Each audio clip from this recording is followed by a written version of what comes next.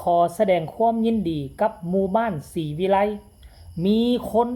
จองคิวงานถามคิวงานกันข้ามปีงานนี้ธิดาลาวจะต้องโดนปะแป้งแน่นอนปีหน้า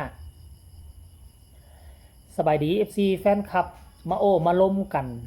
ส่วงดึกๆดื่นๆกันแล้วกันเด้อทุกคนนะตอนนี้ก็สิประมาณเกือบ8 โมงแล้วเนาะท่านผู้ชมเอ้ย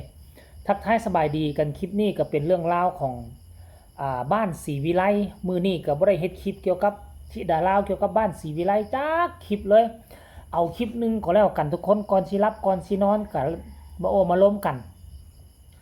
หลายคนก็ตั้งตารอคอยอยากเห็นคิวงานของบ้านศรีวิไลอยากเห็นคิวงานของน้องธิดาลาวปีกายนี่ค่อนข้างมาเป็นรูปธรรมท่านผู้ชมปีกายมหาปีนี้นะ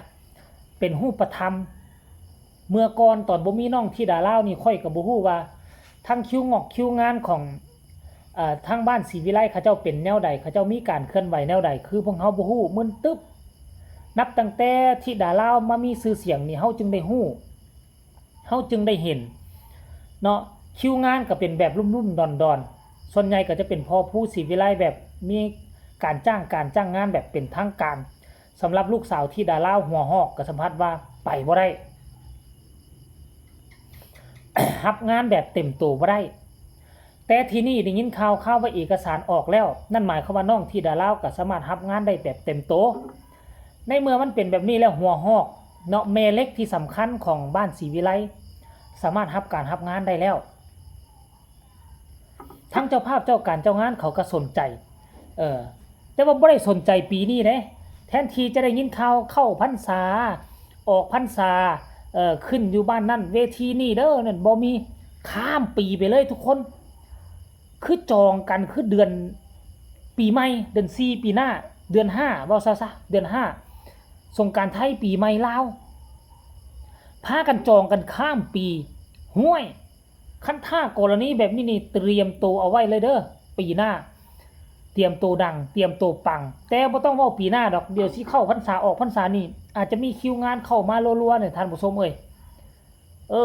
เพราะว่ากระแสของน้องธิดาลาวก็คือเฮาฮู้นั่นแหละก็บ่ธรรมดาแล้วที่สำคัญที่สุดวันที่15นี่จะปล่อยเพลงคำสอนของพ่อนี่เพลงนี้ปล่อยออกไปปุ๊บค่อยเชื่อว่าเจ้าภาพเจ้าการเจ้างานคงจะพิจารณาแล้วแหละถ้าเอาน้องธิดาลาวเอาบ้านศรีวิไลราคาก็อาจจะบ่แพงซ้ำกับศิลปินที่เขามีค่ายใหญ่ให้ยืนมีเวทีใหญ่ให้ยืนตัวนั้นแท้ค่าใช้จ่ายเขาอาจจะหลายอาจจะแพงกว่าแต่ว่าหมู่บ้านศรีวิไลของพวกเฮานี่หมู่บ้านน้อยๆเนาะเฮาก็เข้าใจกันดีแล้วพอผู้ศรีวิไลบ่ได้เอาเวอร์วังอลังการแบบซั่นดอกเอาพอไปพอมาบางม่องบางทีก็ได้แต่ค่าน้ำมันก็ยังไปคันถ้าว่าเจ้าภาพเจ้าการเจ้างานผู้ใดสนใจเนาะหรือว่าเมตตาสงสารบ้านศรีวิไลโดยเฉพาะอยากเปิดโอกาสให้น้องธิดาลาวก็สามารถโทรไปหาพ่อผู้ศรีวิไลได้ท่านผู้ชมเอ้ยได้ยินข่าวแบบนี้แล้วก็รู้สึกดีอกดีใจถึงแม้ว่าบ่แม่นบ้านของตนเองถึงแม้ว่าบ่แม่นลูกแม่นหลานของตนเองก็เห็นน้องธิดาลาวมีงานเห็นบ้านศรีวิไลมีงานก็รู้สึกว่าคล้ายๆกับคือว่าครอบครัวตนเองมีงานครอบครัวตนเองจะได้ขึ้นเวทีแล้วรู้สึกดีใจแม่ท่านผู้ชมจักเป็นอย่างโหแหละบางครั้งก็ยังมาคิดว่าโอ้เป็นบ้าบ่อยู่มีความสุขผู้เดียวยิ้มผู้เดียวหลังจากได้ยินข่าวแบบนี้หั่นน่ะเนาะหลังจากมีเจ้าภาพเจ้าการเจ้างานสนใจพอผู้ศรีวิไลก็บ่รอช้าออกมาโพสต์เลยเพิ่นรูปลูกสาวธิดาลาวขึ้นคอนเสิร์ตช่วงฤดูกาลบ่แม่นช่วงปีใหม่ที่ผ่านมาช่วงปีใหม่ที่ผ่านมาโพสต์รูปนั่นแล้วก็พร้อมบอกว่าเริ่มมีคนถามหาคิวงานอาจจะบ่แม่นวงใหญ่ๆถามหาอาจจะเป็นงานน้อยๆเวทีน้อยๆแต่ว่าพวกเฮาจะบ่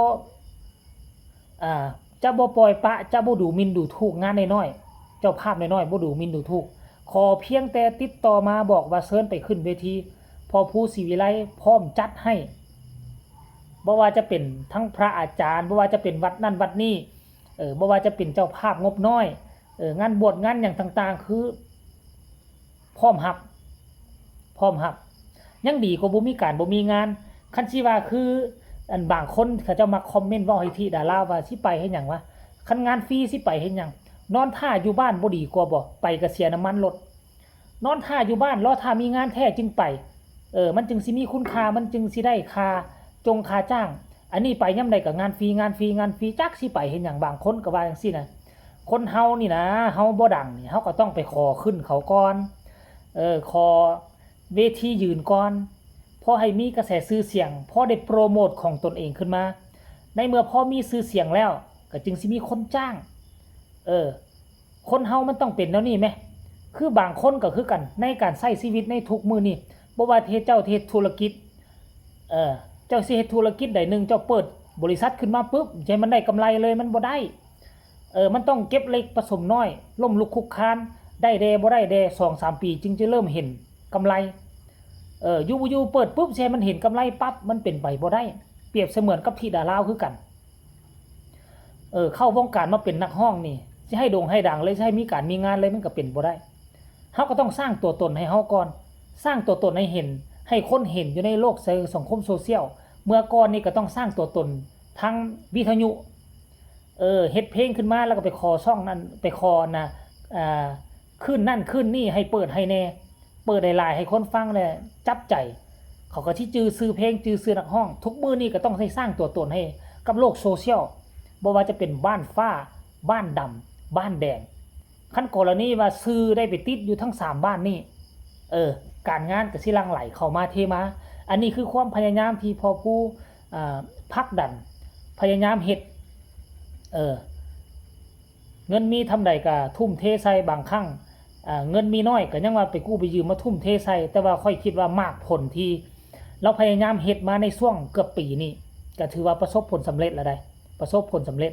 ผู้ที่ปลุกที่ปั้นได้ยินข่าวๆแบบนี้ก็รู้สึกดีอกดีใจก็หวังว่าบ้านศรีวิไลจะโด่งจะดังกว่านี้ในฤดูกาลหน้าจะมีการงานเข้ามาเทมาถ้าอย่างบ่หลายสุดก็เดือนนึงให้มันได้จัก